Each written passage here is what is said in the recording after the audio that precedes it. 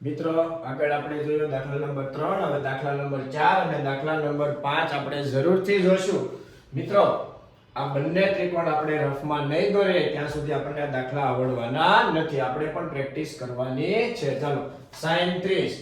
મિત્રો sin 30 સાક 30 થી સામેની બાજુ થાય 1, કર્ણ થાય 2 છેદ પ્લસ tan 45. tan એટલે મિત્રો થાય સાપા, સામેની બાજુ છેદમાં પાસેની બાજુ 1/1 cosec 60. cosec કોનું વ્યસ્ત છે મિત્રો? sin cos tan cosec sin નું વ્યસ્ત છે. sin એટલે સાક તો cosec થાય કસા. ચાલો 60 ના ખૂણાથી જો કર્ણના છેદમાં સામેની બાજુ 2/√3 sec કોનું વ્યસ્ત છે મિત્રો? sin cos tan cosec sec cos નું વ્યસ્ત છે. cos થાય મિત્રો પાક તો sec થાય કપા. 30 ના ખૂણાથી જો કર્ણના છેદમાં પાસેની બાજુ 2/√3 cos 60 cos એટલે પાક 60 ના ખૂણાથી પાસેની બાજુના છેદમાં કર્ણ મિત્રો 1/2 cot 45 tan tan નું વ્યસ્ત પાસા કોઈ પણ ખૂણાથી જો પાસેની બાજુ છેદમાં સામેની બાજુ 1/1. ચાલો મિત્રો હવે પહેલા આપણે ઉપર ક્રોસ ગુણાકાર 1 એકા 1 2 એકા 2 છેદમાં 2 એકા 2 2/√3 એમ નામ લખીશું. અહીંયા પણ ક્રોસ ગુણાકાર 2 દુને 4 √3 એકા √3 છેદમાં મિત્રો 2√3 પ્લસ એમ નામ. ફરી એકવાર મિત્રો ક્રોસ ગુણાકાર આ થઈ ગયા 3 2 ને 3 તો 3√3 એટલે 3√3 પ્લસ 2 દુ 4 છેદમાં 2 ગુણ્યા √3 એટલે મિત્રો 2√3 છેદમાં 4 પ્લસ √3 નો એક સાથે ગુણાકાર કરીએ એટલે કોઈ પણ સંખ્યાનો એક સાથે ગુણાકાર તે સંખ્યા પોતે 2√3 એકા 2√3 છેદમાં મિત્રો 2√3 એકા 2√3 કેન્સલ. હવે મિત્રો ઉપર બચી ગયું 3√3 પ્લસ 4 છેદમાં લો મિત્રો એક વાર √3 વત્તા બે વાર √3 એટલે ટોટલ થઈ ગયા 3 વાર √3 પ્લસ 4.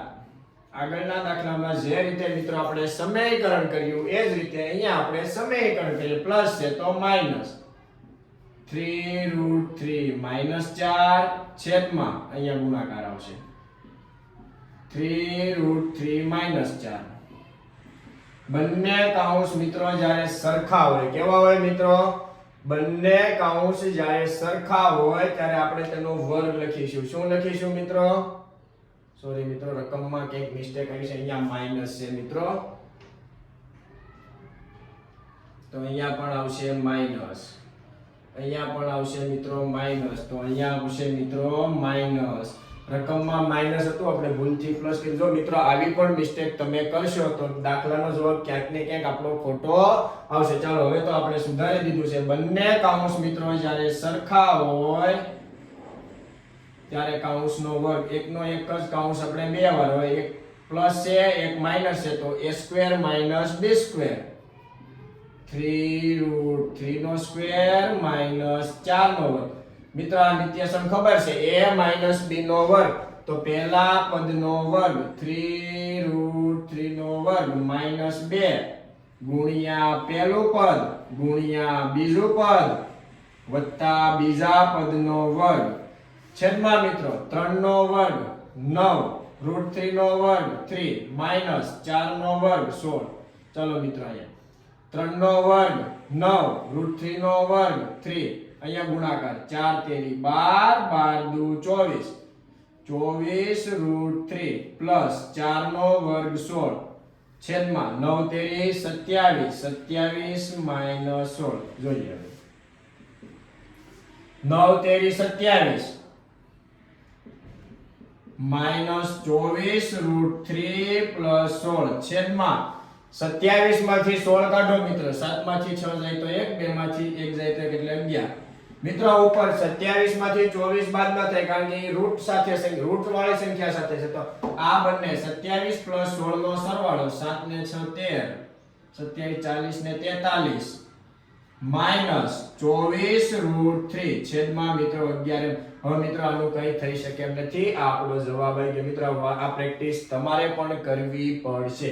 ચાલો હવે જોઈએ દાખલા નંબર 5 cos 60 ના ખૂણાથી cos પાક પાસેની બાજુના છેદમાં કર્ણ મિત્રો એટલે 1/2 એનો વર્ગ પ્લસ 4 sec કોનો વ્યાસ છે મિત્રો? હવે તો આવડી જવું જોઈએ. sec કોનો વ્યાસ છે? sin cos tan cosec sec. cos નો જ વ્યાસ છે તો cos એટલે પાક તો sec એટલે કપા.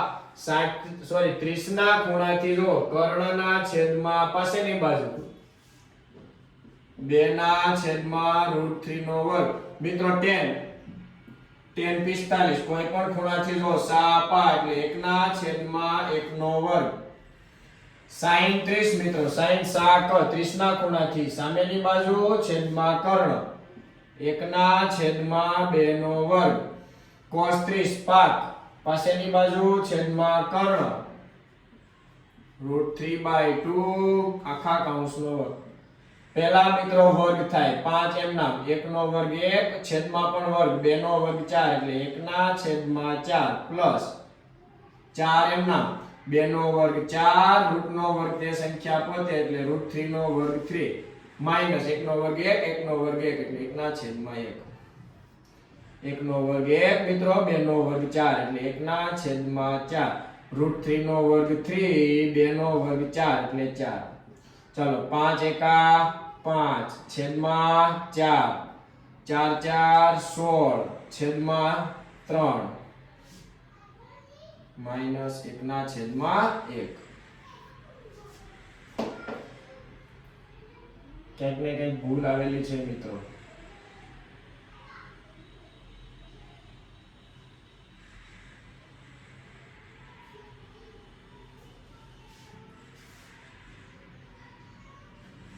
નથી લાગતી. ચાલો જોઈએ ચોકે મિત્રો. હવે છેદમાં છેદ સરખો છે એટલે એક વાર 3 + 1 એટલે 4 4 કેન્સલ એટલે નીચે થઈ ગયા 1 એટલે નીચેનું સ્ટેપ તો મિત્ર પૂરું થઈ ગયું. હવે આગળ હવે ક્રોસ ગુણાકાર 5 * 3 = 15 પ્લસ 16 * 64 ગુણાકાર છેદમાં 4 * 3 = 12 માઈનસ 1/1. ચાલો જોઈએ 15 અને 64 મિત્રો થઈ ગયા 79 છેદમાં 12 માઈનસ 1/. ફરી એકવાર મિત્રો ક્રોસ ગુણાકાર કરીએ 79 એકા 79 માઈનસ 12 એકા 12 છેદમાં 12 એકા 12 આ બંનેની બાદબાકી 67 છેદમાં 12. ચાલો મિત્રો આન્સર આવી જશે. મિત્રો આ દાખલાની પ્રેક્ટિસ તમારે પણ કરવી પડશે નકર ક્યાંક ને ક્યાંક અહીંયા આપણે જે માઈનસમાં ભૂલ આવી હતી એવી ભૂલ આવશે તો જવાબમાં ક્યાંક ને ક્યાંક ભૂલ આવશે મિત્રો. આપણે એના માર્ક્સ કપાવવા દેવાના નથી. Thank you.